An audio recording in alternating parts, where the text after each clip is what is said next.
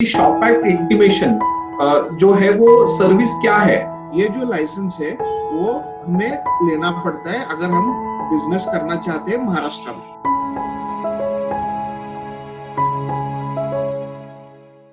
Hello and welcome Nitish. Diyasara foundation के expert हमारे साथ आज हैं। Nitish, so welcome. Thank you Anand. आज हम ये जानकारी लेने वाले हैं कि शॉप एक्ट इंटीमेशन जो है वो सर्विस क्या है। नीतीश, आप बता सकते हैं शॉप एक्ट इंटीमेशन क्या है? जी बिल्कुल।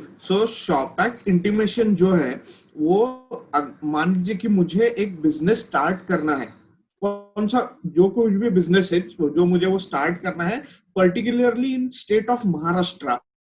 सो वहां पे अगर महाराष्ट्र स्टेट में हमें बिजनेस स्टार्ट करना है तो हमें लाइसेंसेस, लीगल कंप्लायंसेस की जरूरत होती है। तो उसमें से महाराष्ट्र स्टेट ने शॉप एक्ट इंटीमेशन ये जो लाइसेंस है वो हमें लेना पड़ता है अगर हम बिजनेस करना चाहते हैं महाराष्ट्र में।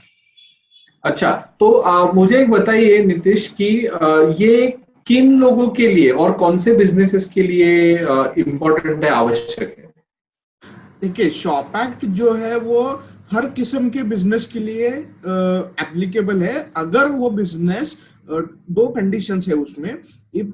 अगर वो बिजनेस महाराष्ट्र स्टेट में लोकेटेड है और दूसरी कंडीशन है कि म्यूनिसिपल लिमिट्स में बिजनेस एरिया जहां से एंटरप्रेन्योर या जो बिजनेसमैन है वो बिजनेस कर रहे हैं, वो जो एरिया है वो म्यूनिसिपल लिमिट्स में होना चाहिए और वो महाराष्ट्र स्टेट में होना चाहिए।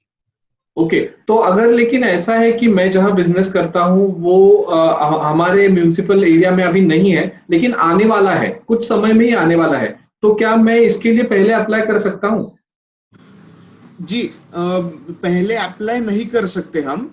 जैसा कि मैंने कहा कि once the your business premises is added into municipal limit, उसके बाद ही हम शॉप एक्ट इंटीमेशन या शॉप एक्ट लाइसेंस जो कुछ भी है एज पर द एप्लीकेबिलिटी वो एप्लीकेबल होता है।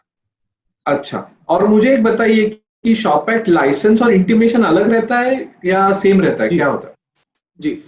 शॉप एक्ट इंटीमेशन और शॉप एक्ट लाइसेंस इसके लिए क्राइटेरिया एप्लीकेबल है। क्या क्राइटेरिया है? तो नंबर ऑफ एम्प्लॉइज का क्राइटेरिया गवर्नमेंट, ऑनरेबल गवर्नमेंट ने दिया हुआ है। मैं बिजनेस करता हूँ, जो मैंने एम्प्लॉयज एम्प्लॉय किए हुए हैं उनकी जो कुल संख्या है, तो वो कुल संख्या अगर 0 से लेकर 9 के बीच में है तो मुझे शॉप एक्ट इंटीमेशन एप्लीकेबल होता है। और मेरे पास जो कुल एम्प्लॉइज है उनकी संख्या जब 9 से ऊपर हो जाती है तो मुझे रजिस्टर्ड शॉप एक्ट लेना जरूरी होता है। नीतीश, और एक क्वेश्चन है कि अगर मैंने शॉप एक्ट लिया है और मैंने मेरा एड्रेस चेंज कर लिया, तो फिर से शॉप एक्ट लेना पड़ेगा? जी, जो शॉप एक्ट जो है वो उस बिजनेस लोकेशन के लिए है। तो अगर आप हमने बिजनेस लोकेशन चेंज की तो हमें नया शॉप एक्ट लेना पड़ेगा। ओके, और इसके साथ में मैं मेरा बैंक अकाउंट भी खोल सकता हूँ? क्या शॉप एक्ट यूजफुल है बैंक अकाउंट खोलने में? यस, अगर आप बैंक में आपका बिजनेस का करंट अकाउंट या अकाउंट खोलना चाहते हो बिजनेस का, तो शॉप एक्ट के जरिए आप खोल सकते हो, मतलब आप अच्छा, अप्लाई कर सकते हो। ओके, और एक क्वेश्चन है कि अगर मैं घर से ही काम कर रहा हूँ तो क्या मुझे शॉप एक्ट जरूरी है? जी बिल्कुल जरूरी है।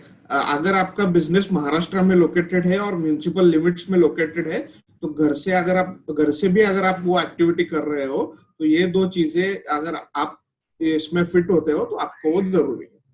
थैंक यू नीतीश, आपने बहुत ही इंपॉर्टेंट इन्फॉर्मेशन शॉप एक्ट के बारे में दे दी। लेकिन मैं अभी दर्शकों को ये भी बोलना चाहता हूँ कि आप ये सर्विस अवेल कैसे कर सकते हैं। आप दियासरा की वेबसाइट पे आ जाइए www.diasra.in, और आपको सर्विसेज का जो टैब है वहां पे ऊपर दिखाई देगा, वहां पे क्लिक कीजिए। उस टैब पर क्लिक करने से आप शॉप एक्ट इंटीमेशन इस टैब तक पहुंचेंगे। वो क्लिक करने के बाद आपको एक छोटा सा फॉर्म आएगा जो आपके बिजनेस के बारे में एक छोटे सवाल होंगे। वो जैसे ही आप फिल कर देंगे तो रिक्वेस्ट सर्विस ये टैब दिखाई देगा। वो क्लिक करने से हमारी टीम से आपको कॉल आ जाएगा। वो सब जो आपके डिटेल्स है वो समझ लेंगे। आपकी एलिजिबिलिटी समझ लेंगे और उसके बाद में लिस्ट ऑफ डॉक्यूमेंट्स क्या आवश्यकता है उसके बारे में आपको जानकारी देंगे। जैसे आप आगे बढ़ेंगे तो आपको एक पेमेंट लिंक भेज दी जाएगी। वो पेमेंट आप जैसे ही कर देंगे, जो शॉप एक्ट इंटीमेशन के एप्लीकेशन की हम सहायता करते हैं, वो जो पेमेंट कर देंगे उसके बाद में आपकी प्रोसेस शुरू हो जाएगी। उसमें क्या इंक्लूडेड है और साथ ही में इसको कितना टाइम लगेगा वो आपको बोल दिया जाएगा और आपको आपका जो ये लीगल रिक्वायरमेंट है वो पूरा कर दिया जाएगा।